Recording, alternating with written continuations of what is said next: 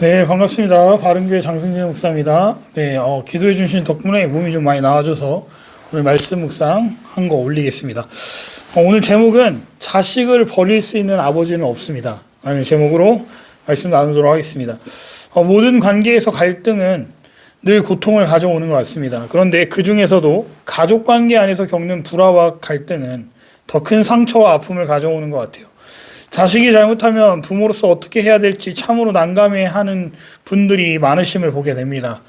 당시에 다윗은 모든 부귀 영화를 누리는 왕이었지만 가족 안에서 불화로 전혀 행복하지 않았다는 것을 알 수 있습니다. 사랑으로 충만하여 평안한 안식처가 되어야 할 가족이 피비린내가 가득한 전쟁터로 변해버렸으니 제가 부모가 돼 보니까 이건 진짜 정말 상상도 할 수 없는 일이겠다 싶습니다. 다윗이 압살롬의 청을 받아들여 아들들과 함께 잔치에 갔다면 압살롬의 계획에 변화가 있었을까요? 아니면 압살롬은 아버지 앞에서도 암논을 죽였을까요? 제 생각에는 아버지 다윗 앞에서도 충분히 암논을 죽일 사람으로 보인다는 겁니다. 왜냐하면 그가 훗날 아버지를 상대로 반역을 일으키는 것을 보면 그렇게 할 가능성은 매우 높다고 보여지기 때문입니다. 압살롬은 아버지 다윗을 동생의 원수 갚음에 이용하고 있습니다. 암논이 죄를 짓기 위해 다윗을 이용한 것과 비슷하다는 것이죠. 언제부터인가 다윗은 자식들이 죄를 짓는 데 이용하는 도구가 되어가고 있음을 보게 됩니다. 이건 다윗이 시간이 흐를수록 커져가는 그의 무능함을 보고 있는 것과 마찬가지라는 것이죠. 압살롬은 속임수를 써서 암논을 자신이 원하는 곳으로 끌어들였습니다. 다윗도 속임수를 써서 우리아를 자신이 원하는 곳으로 끌어들여 죽게 하지 않았습니까? 아버지를 보고 따라하는 아들들의 모습 어떤 생각이 드십니까? 잔치의 분위기가 무르익어갈 때 압살롬은 숨어있던 자객들에게 신호를 보냈고 그들은 일시에 몰려와서 암논을 칩니다. 결국 암논은 그 자리에서 칼에 맞아 죽게 됩니다. 잔치는 순식간에 아수라장으로 변했고 암논과 함께 잔치에 참석했던 왕자들도 놀라서 황급히 자리를 떠나게 됩니다. 압살롬이 이복형인 암논을 죽인 뒤에 나머지 왕자들은 그 자리에서 흩어져 도망쳤는데 30절을 보면 그때 즉시 다윗에게 정확하지 않은 소식이 다윗의 궁에 전해지게 됩니다. 그 내용은요, 모든 왕자가 살해되었다는 소식이었습니다. 다윗은 옷을 찢고 땅에 누워버립니다.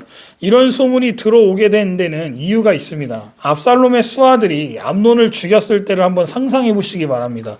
갑자기 누군가 무리들이 들어오더니 칼로 그것도 왕의 아들을 도륙을 내고 있다고 한번 생각해 보십시오. 그곳에 있던 사람들은 엄청난 패닉에 사로잡히지 않았겠습니까? 그러니 그 자리에 있던 사람들 중에 상황을 정확히 파악할 정신이 있었을 리 만무했을 거라는 겁니다. 그리고 누굴 죽였습니까? 왕자가 다른 왕자들을 모아놓고 암논을 죽였단 말입니다. 그러면 생각하기에 이건 왕위 계승을 둘러싼 왕자의 난이다라고 생각했을 테니 정보원은 모든 왕자들을 다 죽였다고 재빨리 다윗에게 그렇게 전달하기 충분했다는 것이죠. 자식들이 한나라쯤 다 죽었다는 소식을 들은 다윗, 어떤 심정과 마음이었을까요?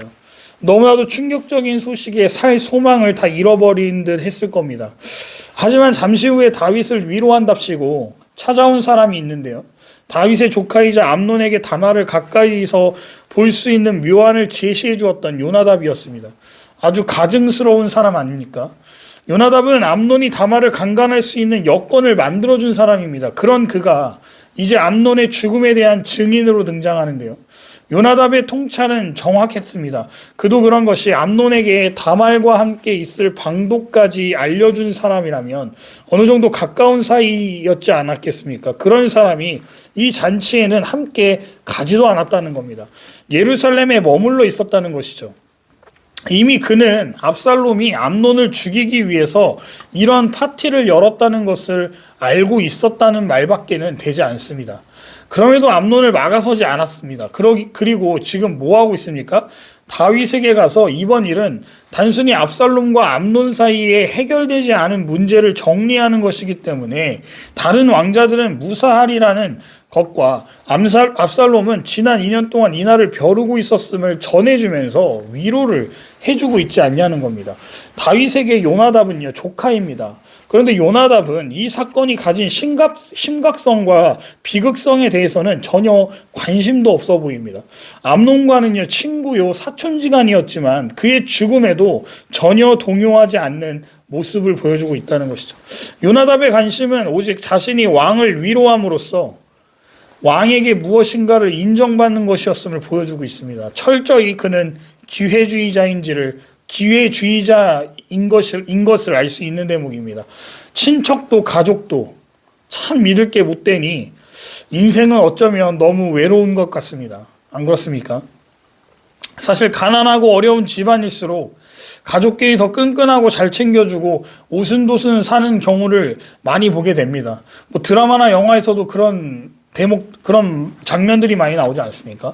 근데 반대로 돈이 많은 집안은 어떻습니까? 결국 재산 때문에 식구들끼리 법정 싸움을 하고 연을 끊는 모습을 너무나도 자주 보게 된다는 겁니다. 모든 것을 일반화할 수는 없을 겁니다. 그러나 한쪽이 나보다 더 많이 가지고 있거나 아니면 서로 아예 없어서 나눠 가질 필요가 없는 경우가 아니라면 인간의 이런 죄성인 탐욕은 결국 이런 일들을 양산해낸다는 것은 그 누구도 부인할 수 없을 겁니다. 다윗의 가족들도 마찬가지인 겁니다. 오직 자신의 입식 양면에만 혈안이 되어 있었다는 겁니다. 다른 사람의 불행을 전혀 안타깝게 여기지 않는 메마른 영혼을 단편적으로 보여주고 있다는 것이죠. 요나답의 말대로 모든 왕자가 죽지 않았습니다. 다윗의 아들들은 다윗궁으로 돌아오게 됩니다. 하지만 다윗은 자신의 맏아들을 잃었고 그가 아끼던 셋째 아들 압살롬도 잃게 됩니다. 요나답의 출현으로 인해 다윗은 바로 구체적인 명령을 내리지 못하고 좀 더 소식을 기다리게 만드는 효과를 발휘하게 되었고 그 사이에 압살롬은 도망할 수 있게 됩니다. 압살롬은 구스왕 암미홀의 아들 달메를 찾아갔다라고 나옵니다. 외할아버지를 찾아간 겁니다. 압살롬의 어머니 마가는 그술왕 달메의 딸이었습니다.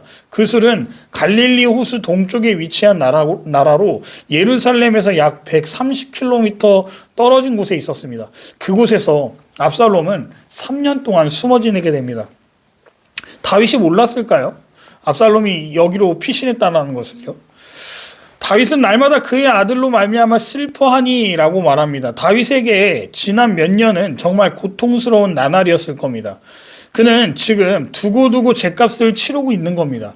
한순간의 큰 고통보다 조금씩 이렇게 지속적으로 조여오는 고통이 훨씬 더 감당하기 힘들다는 것은 누구나 다 아는 사실일 겁니다. 그러면 다윗은 날마다 그 아들로 말미암아 슬퍼했다라고 하는데 어떤 아들에 대한 슬픔이었을까요? 압살롬이었을까요? 암논이었을까요? 저자는 의도적으로 이 사실을 밝히지 않습니다. 사실 그건 중요하지 않기 때문일 겁니다. 아들이 죽었는데 슬퍼하지 않을 아버지가 어디에 있겠습니까? 다윗은요, 지금 압살롬을 잡아다가 죄에 대한 대가를 또 치르게 했어야 됐습니다. 그런데 그렇게 또 하지 않습니다. 참 이게 아버지로서 역할을 제대로 못하고 있는 겁니다. 우리는 여기서 두 가지 교훈을 얻고 말씀을 마치고자 합니다. 첫 번째는 죄는 좌절과 파괴를 가져옴을 알 수 있습니다.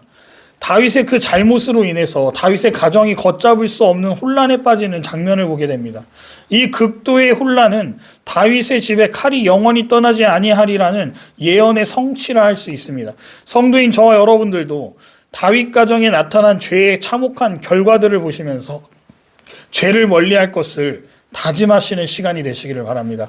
죄와 맞서 싸우시기 바랍니다. 죄의 본질은 파괴입니다. 절대로 허락해서는 안 된다는 겁니다. 죄는 사람의 인격을 파괴시킵니다. 탐욕에 물든 요나답을 한번 보시기 바랍니다. 가족들이 죽든 말든 자신의 안위만 생각하지 않습니까? 결국 그로 인해 슬픔과 절망을 가져오게 되지 않습니까?